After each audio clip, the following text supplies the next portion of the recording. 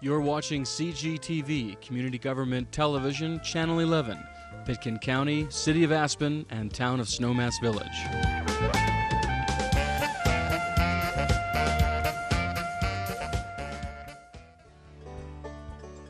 The City of Aspen, established in 1881, has over 220 full-time employees, a number that swells to more than 425 with the addition of seasonal and temporary workers. Organized into more than 20 departments, the City of Aspen provides major amenities like parks, a rec center, and open space, and services like utilities and police and Kids First to its residents and visitors. From the golf course to the Community Development Department, the Wheeler Opera House to the Parking Department, the City of Aspen and its employees strive to do the best job possible. A major goal of the city is keeping open communication between the government and the citizens. Welcome to City Matters, a show where the city does matter, and matters of the city are brought to you. Hello and welcome to City Matters. I'm Mitzi Rapkin, Director of Community Relations for the City of Aspen. Here we talk about all things city, and I'm so honored today to be joined by Steve Aitken, Director of Golf. Welcome. Thanks, Mitzi. Thank you for having me today. Yeah, so we're going to talk about a lot of fun things, some new changes at the golf course this summer. But first, I just want to talk a little bit about your tenure. You've been with the city an impressive number of years, seen a lot of changes. So you first started in 1993. Yeah. How have you seen things change on the course, or maybe even also in the golfing world? Well, we've done a lot in the last 26 years. We actually did a master plan for golf and Nordic improvements in 1993, and that's kind of carried us through to this day. So we've followed that and been able to create a lot of improvements for both golf and Nordic, including one of our first projects was bringing the dirt from Burlingame over to the golf course, which created great topography for Nordic skiing and also separation in between the golf holes and open space and native areas in between the golf holes. And so some of that, so you said you created a master plan, and I'm assuming that the goal of the master plan was like, look at what you had, look to the future and see how can we improve on the golf course. Right. I'm assuming that was the ethic behind that. Right, and it was just to create a better open space golf and Nordic facility. So a lot of the elements of the master plan were being environmentally friendly. So we became a certified Audubon cooperative sanctuary, and we've also added a new irrigation system. And the new irrigation system is computerized and tied into a weather station. And so we get daily data that we can calculate how to apply our irrigation practices each week. That's amazing. So let's talk about just some of those things you mentioned are such good and amazing projects. So Burlingame, when the city was constructing Burlingame, they were excavating, and they had a lot of extra dirt that I think was not really stable enough to be under buildings, and they said, what are we going to do with this? Right. And so it was a great win-win for both the project and the golf course, because the hauling was fairly short out to the golf course, and we were able to sculpt that soil out at the golf course and create great topography changes and variation, which helped both Nordic skiing and golf. And were they changes that you thought the golf needed anyway? Was it sort of part of the vision, or were you like, hey, there's some dirt, I think players have wanted a hill here or wanted a depression here? Right. Well, we work with a golf course architect, so it's not me. But we created a master plan that had areas that were open and were for wildflowers and native grasses. But the extra soil that we were able to bring in really created a variation and separation of the golf holes, which makes it much more interesting. Right. And it's so beautiful out there. You mentioned that the golf course is Audubon certified. Yeah. So that has something to do with the natural environment and water conservation and attracting birds. Tell me a little bit more about that. Right. So, of course, we talked about the irrigation system and how much water we save, but also we're with the native areas and wildflower habitat, we're able to create more habitat for all the animals and birds that are in our vicinity. So that's just kind of added to the whole project. They're part of the populace at the golf course. Yes, they are. So with the irrigation too, I mean, I know that historically people can turn and look at golf courses and say they're just sucking water down. They are using this natural resource for only a select few. But our golf course has some amazing features that people could point to and say, what a great example. Well, it is. Before the master plan was created, we were using about 90 million gallons of water a year. We've cut that by 1/3, so now we only run about 60 million gallons of water a year, and that's because the native areas and those wildflower areas take a lot less water. And so we've created a lot more open space environment that has decreased the managed turf areas. And when you first started, I think you decided, hey, we're going to make this master plan. And the city manager at the time said, yep, let's do it. Let's move through the years. And it wasn't just the city deciding this. You engaged some stakeholders. Absolutely, yeah. The community was a big part of the whole process to make this vision. And it's great when you think about, 26 years ago, creating a master plan that you're still using. Absolutely. We've been able to just keep going back to it and looking at it and say, we've got money to afford this project this year, and we use the master plan as that guide to lead us through the years. Yeah. With improvements. I mean, that's visionary, I think. Yeah. To have something last for 26 years and still be referring back to it. So one of the things you mentioned was the Burlingame project. Some other things you've implemented, I think, was a cart path. Yeah, there's due to the amount of play that we get, golf has become very popular. Our golf course is really kind of maxed out as far as usage, and so leads to a lot of rounds of golf. So we had to put in some cart paths due to the concentrated traffic throughout the golf course with golf carts. So we've had a lot of cart paths, expanded tees, additional trees, water features throughout the golf course that have added a lot more beauty and just more natural flavor to the golf course. Yeah, and you can see if you do flyovers and walk the course that those native plants just fit in with the environment. They almost create this feel like you're not at this manicured site. Right. Well, it just adds contrast. When you have manicured turf versus kind of an open space, wild feel, it just creates a lot more beauty and interest. And people obviously are there to play golf. So, in the summer months, right. You've made some improvements to some of the tees.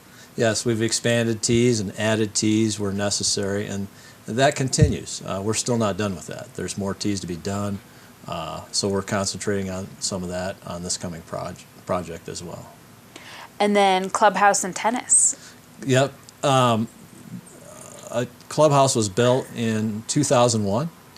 Along with a tennis facility, and the clubhouse adds a lot of improved feel for both Nordic and golf out there. We run both operations out of that facility, and then we have tennis that complements it and world-class courts with clay. So, yeah, that's amazing. You could go spend hours. I mean, you could play golf, go play tennis, go get a meal. That could be your whole day. You could spend every day there, all day. Yeah. I mean, another thing that the clubhouse offers in the winter, if people are gearing up, is you have a golf simulator. Right. We put that downstairs in the clubhouse, and people can stay engaged with golf year-round now due to that golf simulator. And we have retail sales down there, lessons, and we have a league, so people can stay on top of their game and be involved with the sport on instead of just seasonally as it used to be in Aspen. Now it can be year round. It probably helps in early June when you go outside for the first time. Right, and what a lot of people will do too is they're traveling for somewhere for a golf vacation, and there's over 50 different golf courses on the simulator that you can play, and a lot of them are at vacation resort areas, and so they can bring up that golf course that they're going to play. For example, if they're going to play Pebble Beach, that golf course is offered. If they wanted to fly across the water over to Scotland, St. Andrews is offered. So it has a great appeal to a lot of things, and you can get a lot of practice time done on the simulator in a very short period of time. It monitors club head speed, ball exit velocity, launch angle, many other dynamics of the sport, so you can get a practice session in a relatively short period of time and get a lot of feedback that you can use to keep improving on your game. That's amazing. You know, another thing from the master plan that has been implemented are some water features. Yes, yeah. Throughout the golf course, we've been doing that, and trying to the original 18-hole layout was a assembly of a lot of ditches that flowed through the golf course with not much aesthetic value. So we have gone back in and created a natural water experience on various holes with more of like brooks and ponds and pools and waterfalls, and just creating a more natural water experience on the course. So when you met with your golf architect in the beginning, and even now when you're carrying out this master plan, what's the balance between beauty and utility? I don't know. I've never looked at it that way. That's a tough question. Yeah. But it is something you consider, right? You're not trying to make an ugly course. No, absolutely not. Anything you do, you want to make it better. And more appealing, and I think you go back to the fundamentals of what your golf course stands for. Our golf course is a community, I really call it a community gem. It's supported by so many people in this community. People love it, they want to spend their time there, and what do we want to do to make a better experience for the golf course and for the golfers? And I think it revolves back to what's needed at that current time. And that's why we've been able to take that master plan and just bite off pieces of it and continue to improve. And so that's kind of where we are to date. Yeah, and so right now you are starting a current project. Yes. There's a few features of it. It's going to start in spring. As soon as you can, I think, when the snow melts. That's correct. And let's go through a few of those features. One is sand bunkers. Sand bunkers. And that was one of the most requested improvements on our golf course, is the quality of our sand in our bunkers. And so we looked at that, and we really wanted to make that happen, and looked at the master plan when we did it, because it impacts how we place our bunkers and where they're at. And so not only are we adding redoing the bunkers on the golf course, but actually some of the bunkers are actually moving because of advancements in the game of golf right now. They're actually moving down the fairway. For example, on holes 1 and 6 and on 12, they're actually moving about 30 yards farther down the fairway because people are actually hitting the ball farther than they used to. So. Yeah, and that's, I mean, you might not have even known that in 1993, that, in 2019 people are going to hit the ball further. We didn't. Which and is so the master cool. plan has evolved too with that. So it's evolves a little bit. Yeah. We do consistent check-ins with our golf course architect, and when this project came on board. It was very apparent that a lot of our bunkers in the fairway didn't have much relevance anymore.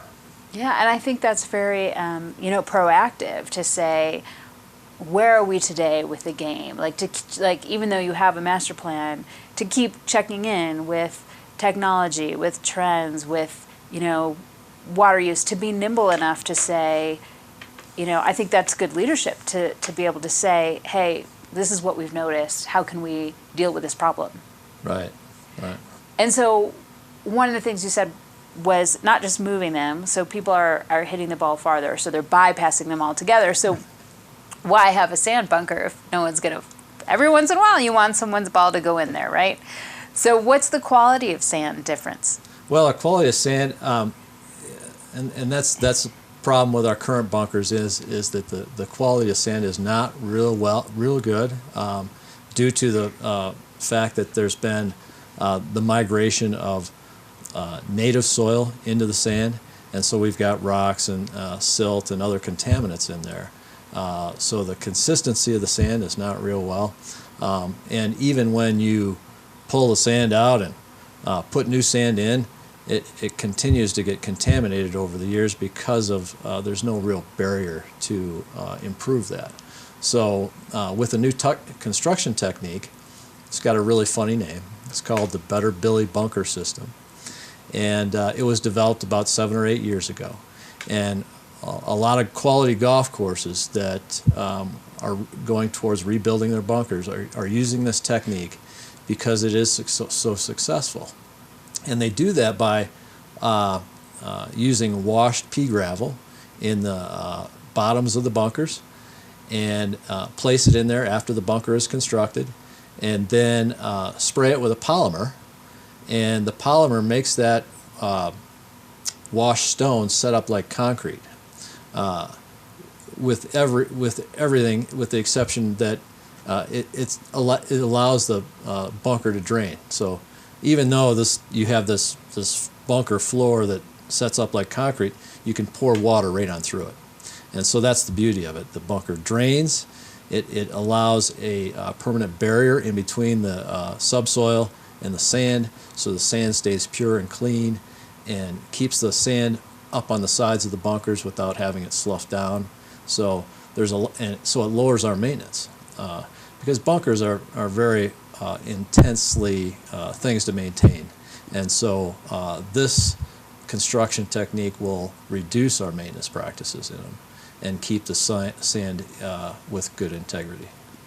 And it's good to know too that obviously this wasn't just an Aspen sand problem. I mean, if Billy invented this, right, wherever he was, they must have been dealing with a similar issue. They were doing it. And obviously a lot of high quality. This was first done at Augusta National, where they play the Masters. So that was the first trial at this technique.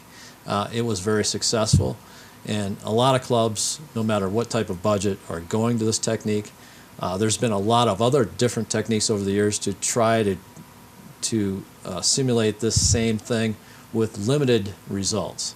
There's been a technique where you've taken a fabric and placed that underneath the bunker sand, and to eliminate trying to the soil particles from contaminating the sand. But that was a problem because you've got burrowing animals that would just burrow through the fabric and tear it up, and then it's more of a maintenance headache than you've had before. It's even worse.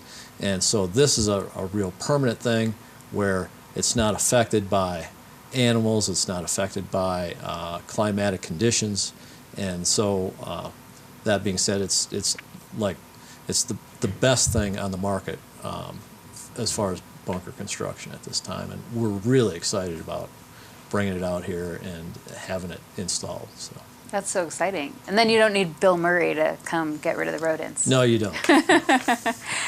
And another change this summer that people can expect is some changes to Hole 7. Yeah, Hole 7.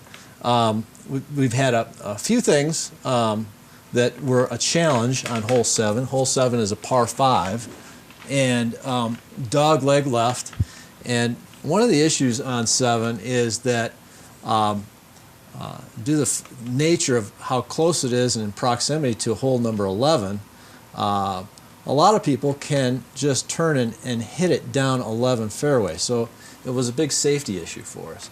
Obviously, people coming up 11, that's a very big safety problem. We wanted to correct that, and so and maintain the integrity of this par 5. And so, working with our golf course architect, we were able to open up the landing area. I don't know if people can see this on the TV or not, but there's currently, we haven't started the project yet, but we're going to in the next few weeks. There's a pond right there that's not great aesthetics, but there's a pond right here and kind of sits right in the landing area. So we want to eliminate that feature, but utilize the water that flows across 11, pick it up, and create a new water feature that ties in with all the other water features we've built out here over the years, which we have kind of, it's a natural look with water flowing over rocks and little pools and waterfalls. So that's going to be generated, and opening up this leg of the par 5 and creating a generous landing area, and really maintaining the integrity of that par 5. Cool. Yeah. So we're really excited about that, and it should add just a better experience for the golfers, and eliminate a huge safety problem that was out there. Is there anything else this spring that you're looking forward to or that will be going on? Well, along with this project, we're going to be adding some tees in various spots on the golf course. Hole 14 had very limited teeing space out there, so we're going to add more tees on 14 and several other locations. And so, yeah, it's that's pretty much the overall plan. Yeah. So right now there's a lot of snow out there, but assuming things go well, what's your anticipation start and end for this? Start date would be around April 1, and end date would be early June, late May. Yeah. And because of that, I think you're having a special on season passes. That's right. If you buy your golf pass in the month of March, we're holding the same price as 2018. So you can buy those online and have a good savings compared to 2019 prices. Yeah. Is there anything that you're looking forward to the most this summer? I would say this project will really elevate the quality of the experience out there. So I'm really looking forward to that. I'm always looking forward to getting back towards the golf season. So that's fun. We've had a lot of snow this winter, and so that's great for Nordic skiing. We've had a tremendous Nordic season out there. Not only we have Nordic skiing out there, we have fat tire bikes on the golf course now. So that's fantastic. And I welcome everybody, not just playing golf, but to get out there and ski while you still can, because it's really good this winter. And we're getting a lot of snow, of course, so that will help our water supply coming into this season. So we're excited about that for the whole community as well. So did you notice over your 26 years, I know you got Audubon certified, but that, those changes don't happen overnight. I mean, have you noticed more wildlife from 1993 to now? Yeah, absolutely, and it's due to the native areas and wildflower areas that we've created. That's created additional habitat. You see a lot more red fox and coyotes, especially. I think those two I've seen a lot of. Red-tailed hawks. That's another one that we see a lot of, and so yeah, no question about it. Expanding those native areas has created a lot more wildlife habitat. So it's kind of fun, and as you're out there playing golf, you'll see a coyote walking across the golf course, and in the middle of the day, which it's a little unusual, and he's so comfortable being out there with everybody else. So. Yeah. Also, you mentioned the Clubhouse. There's a restaurant there, so that is open all year. But I'm sure during golf season it's more popular, and during the ski season as opposed to off season. This past winter, the restaurant has moved to 7 days a week, so they're open 11 a.m. to 9 p.m. 7 days a week. And during the golf season, they're open morning till late in the evening. So it is a very popular spot. There's a deck that looks out over the 18th green, and it's a great gathering point for a lot of people after their round to meet up and talk about the day, and so it's a lot of fun. In addition to the golf course, we've got a great practice facility. So we have an amazing driving range with a sand bunker practice facility, and putting and chipping greens, and so that's a big part of this plan as well. So. Great. Yeah. So thank you for all your hard work over the last 26 years. It's been a lot of fun. If people want to learn more about the project, how to get passes, they can find it all at aspengolf.com. Right. Or they can email me, steve.aitken @cityofaspen.com, or call me at 970-920-5719. Great. Well, thank you so much, and I hope it's a great summer. Thanks, Mitzi. Thanks for having me, and yeah, can't wait to get out there. Appreciate it. Thank you. Yeah. Thank you. You're watching CGTV, Community Government Television, Channel 11, Pitkin County, City of Aspen, and Town of Snowmass Village.